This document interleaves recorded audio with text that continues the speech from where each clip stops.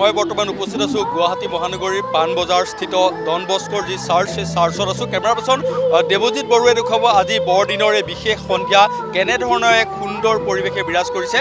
দেৱজিৎ বৰুৱাই দেখুৱাইছে পাণবজাৰ ডন বস্কৰ যি গীৰ্জাঘৰ আছে, এই গীৰ্জাঘৰৰ যি চৌহদ, এই চৌহদত হাজাৰ হাজাৰ লোকৰ ইতিমধ্যে সমাগম হৈছে। কালি নিশাৰ ভাগতো যথেষ্ট লোকৰ সমাগম আৰু আজি দিনটো সমূহীয়া প্ৰাৰ্থনা কৰাৰ পিছত কেৰলৰ ধ্বনিৰে মুখৰিত হোৱাৰ পিছত এই সন্ধিয়াৰ পৰিৱেশ দেখিবলৈ পাইছে অতি সুন্দৰ। কিমান লোকৰ সমাগম হৈছে দেৱজিৎ বৰুৱাই দেখুৱাইছে, দেখিবলৈ পাইছে। আহি আছে প্ৰতিজন লোক এনেদৰেই, কেৱল খ্ৰীষ্টান ধৰ্মাৱলম্বী লোকসকলেই নহয়, বিভিন্ন ধৰ্মৰ লোকৰ আজি সমাগম হোৱা পৰিলক্ষিত হৈছে। এয়া যথেষ্ট লোকৰ সমাগম পাণবজাৰত এই পৰিৱেশ দেখিছে আৰু সকলোৱে আজি এই প্ৰভু যীশুৰ জন্মৰ এই বিশেষ দিনটো এনেদৰেই পালন কৰিছে।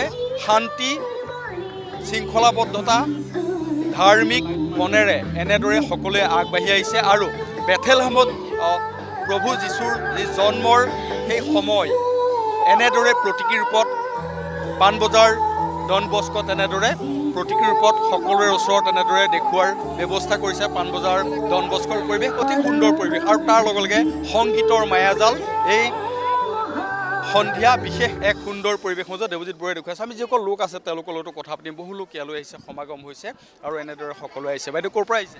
আমি কামাখ্যাঘাটৰ পৰা। প্ৰতি বছৰে আহে নেকি? কি কৈছে? এইবাৰ প্ৰথম আহিছে না আগতে আহে? নাই, আগতে আহিছিলোঁ। কেনেকুৱা পাইছে? ভালে লাগিছে, 2 বছৰ চাইছোঁ, ভালে লাগি আছে। এয়া এনেদৰে আহিছে, দেখিবলৈ পাইছে। Merry Christmas. ক'ৰ পৰা আহিছে? Merry Christmas. ক'ৰ পৰা আহিছে?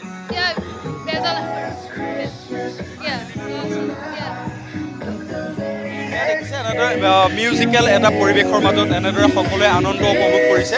আজিৰ দিনটো অতি সুন্দৰ পৰিৱেশৰ মাজত আছিলে সকলোৱে, এয়া দেখিবলৈ পাইছে আৰু সকলোৱে এনেদৰে প্ৰভু যীশুৰ আজি বিশেষ জন্মৰ দিনটোত সকলোৱে এনেদৰে পালন কৰিছে এই বিশেষ মুহূৰ্তটো। বাইদেউ আজি বৰদিনৰ শুভেচ্ছা জ্ঞাপন কৰিছোঁ। ক'ৰ পৰা আহিছে বাইদেউ? প্ৰতি বছৰে আহে? দিনটো কি কৰিছে? আজি দিনটো মানে যিটো প্ৰাৰ্থনা কৰিলোঁ যাতে সকলোৰে মংগল হয় সেইটোৱে আৰু কেক খালোঁ। ক'ৰ পৰা আহিছে? মই মালিগাঁৱৰ পৰা আহিছোঁ। এই দিনটো কেনেদৰে গ'ল, কেনেকৈ চেলিব্ৰেট কৰিলে? বহুত ভাল গ'ল। আপোনালোক প্ৰতি বছৰে আহে নেকি? কি কৈছে? প্ৰতি বছৰে আহে নেকি? অঁ, প্ৰতি বছৰে আহোঁ। Thank you. দেখিবলৈ পাইছে এইসকল এনেদৰে লোক আহিছে আৰু সকলোৱে আজিৰ বিশেষ সন্ধিয়া উপভোগ কৰিছে। এবাৰ পুনৰ দেখুৱাম, এতিয়াও যথেষ্ট লোকৰ সমাগম হৈ আছে। পাণবজাৰ গীৰ্জাৰ ঘৰৰ এই পৰিৱেশৰ মাজলৈ সকলোৱে এনেদৰে আহিছে, পৰিয়ালৰ লোকক লগত লৈ আহিছে, দেখিবলৈ পাইছে। বাইদেউ বৰদিনৰ শুভেচ্ছা জনালোঁ। ক'ৰ পৰা আহিছে? গুৱাহাটীৰে হয়। ওচৰতে থাকে নেকি? ওচৰৰে। প্ৰতি বছৰে আহে নেকি? প্ৰতি বছৰে আহোঁ। আজি আপোনাৰ কণমানি মাইনাক দেখুৱাব। মেৰী খ্ৰীষ্টমাছ কৈ দিয়া। Merry Christmas. Merry Christmas. এয়া সকলোৱে আহিছে পৰিয়ালৰ লগত আৰু এই সুন্দৰ পৰিৱেশ আচলতে সন্ধিয়াটো এনেদৰে যাতে সজীৱ হৈ থাকে তাৰ বাবে সন্ধিয়াৰ এই সজীৱতাৰ মাজত সকলোৱে পৰিয়ালৰ সৈতে আহিছে। অতি সুন্দৰ পৰিৱেশ আৰু গীৰ্জাৰ পৰিৱেশ দেখিছে, নিশ্চয় গম পাইছে কেনে সুন্দৰ পাণবজাৰ ডন বস্কৰ গীৰ্জাৰ পৰিৱেশ। এয়া বাহিৰৰ পৰিৱেশ, ভিতৰত যিহেতু বৰ্তমান দৰ্জা বন্ধ কৰি ৰখা হৈছে, গতিকে বাহিৰত সকলোকে এনেদৰে সমবেত হৈছে আৰু এই সন্ধিয়া এনেদৰে সকলোৱে উপভোগ কৰিছে।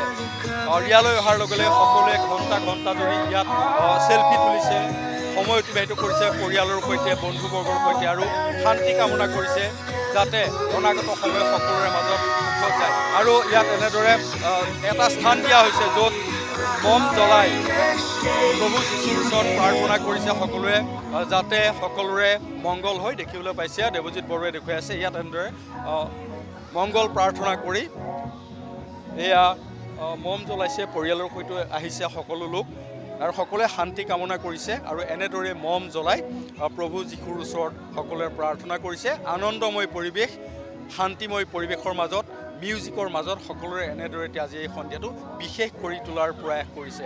মুঠৰ ওপৰত পাণবজাৰ ডন বস্কৰ গীৰ্জাঘৰৰ এই পৰিৱেশ